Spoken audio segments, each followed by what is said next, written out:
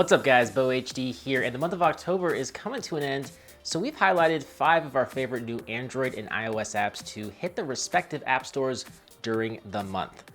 Let's go ahead and get started with the first Android app, which is an app called Media Bar.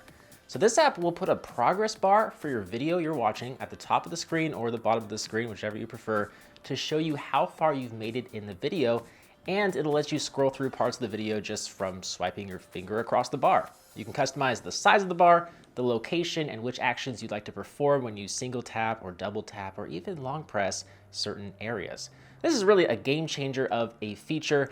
I love how it doesn't obscure much of the screen at all, and I just love how useful it is. Media Bar, check it out. Next, we have OpenSea, the official app for the world's first and largest marketplace for NFTs or non-fungible tokens. Not a sponsor. These are all the rage right now and are only going to get more popular and more valuable as time goes on.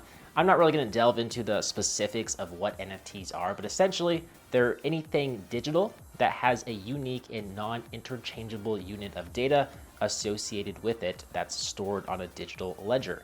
This data, it gives that digital item value as it uses the blockchain to verify and provide proof of ownership.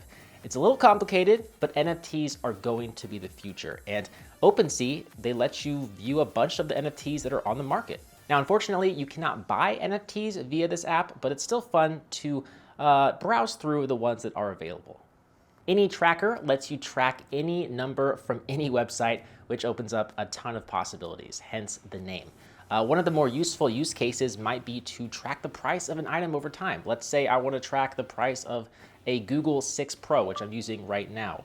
All I would have to do is go to the Google Store listing, share the link to any tracker, and then select or highlight the price or number that I want to track. In this case, I want to track the $899 price tag and see if that goes down next month or a few months from now. So all I have to do is just plug that in and hit proceed. Give this tracking a name, and boom, it'll start tracking the price and give you a nice graph of when that price drops. But like I said, you can do this for anything that has a number, which is just super, super cool. So data nerds, I think, are going to absolutely love this app. Context is a call screening robocall blocking application that offers similar protections that are built into Pixel devices and what Google offers. But it's a standalone third-party service. So what it aims to do is it declines calls from unknown numbers. It'll also use AI to sort of act as like a middleman between you and the person calling to transcribe what they're saying before you answer or decline the message. Once you activate this feature, you'll receive calls like normal. The only calls that get forwarded to Context's screening service are the ones that you decline or don't answer because you're busy on another call. You can pick what messages you'd like to send to callers, and you can configure various other settings like view a pop-up or even require the caller to enter a CAPTCHA to determine if they're a robot or a real person. I've been using the Google Pixel 6 Pro lately, so I have a lot of these features built in, so I haven't really had the opportunity to test Context specifically. But I think that if you have a non-Pixel device and you're looking for a free screen calling app, you should seriously check this one out. It's an early access, so expect some issues here and there, but I think it could absolutely be worth checking out, to say the very least. Robocalls suck. Last but not least, for the Android applications is an app called Notification Maker that will let you create custom notifications which can be used to help you remember stuff. You can control when the notifications are created and even add images to the notifications to spice things up. And it couldn't really be any simpler or easy to use. You just choose between a text or an image notification, or you can tap camera to take a photo if you haven't already captured the photo yet that you want to use. Give the notification a title, maybe a subtitle if you want, and select when you want it to be shown. Slap a color on it, hit create, and that's it. It's that easy. I'm probably going to use this as my main reminders app because notifications just make a lot of sense for this sort of thing. All right, now switching gears to iOS, the first iPhone app we have is called Top Widgets. This app gives you a bunch of widgets to choose from for your iOS home screens, as well as app icons and even wallpapers to help further personalize your device. It's like 1,000 apps in one. There's so much to choose from here. You got a bunch of clock widgets. There are quick launcher widgets to help you quickly open a specific app. There's utilities like the ability to view battery life and toggle Wi-Fi on or off. You can view your steps if you're into the fitness scene.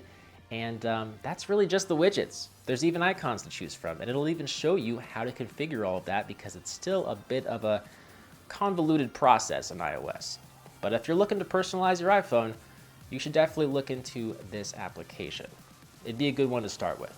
Live Wallpaper Maker is pretty neat. What it does is it will add a calendar, maybe a list or a specific QR code to a wallpaper of your choice that you can then set as your lock screen wallpaper.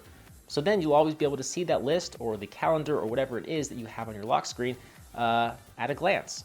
It's pretty cool to say the least and can be super, super helpful. Maps 3D lets you view your surroundings in 3D to help you track a hike or outdoor activity that you may be doing. This app comes packed with features that highlight valleys, hills, mountains, and footpaths in 3 dimensions, so you'll know exactly what your elevation is. You can plan and record and even share your routes, and you can use GPS to log key coordinates and elevations. There's even offline access, which is super cool, definitely useful for outdoorsy, activities. Best of all, this app is free. There are some in-app purchases, but the main functionality of viewing apps in 3 dimensions is free, and that's awesome. Expire Alarm is a rather niche app, but I think it could help some of you out. I don't know about you, but my fridge is a hot mess with all sorts of expired foods. This app can help you track expired food so you know how long to keep it and use it before it goes bad. And when it goes bad, you can just throw it out. You don't have to go searching for the expiration date in the moment when you're cleaning out your fridge. You already know because you have this app. So it's really simple to use. You just add the name and the picture of the food entry and you pick the day that it expires, and boom, the app will give you a little progress bar with how many days left until it goes bad. That simple, but also that useful. Invoice Maker is another fairly niche app, but I think it could help some of you out as well. Maybe you're a freelancer or a small business owner who does some jobs from time to time and you need to create invoices. Well, this app has a template for you to create an invoice, so all you have to do is just plug in the appropriate data and information and tap send, and it'll send it to the appropriate person, and that is it, my friends. Really, really simple for creating invoices.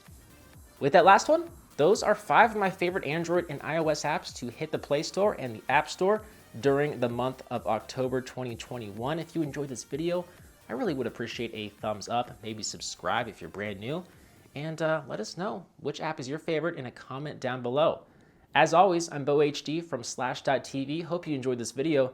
Thank you for watching, and I'll see you right back here in the next one. See ya.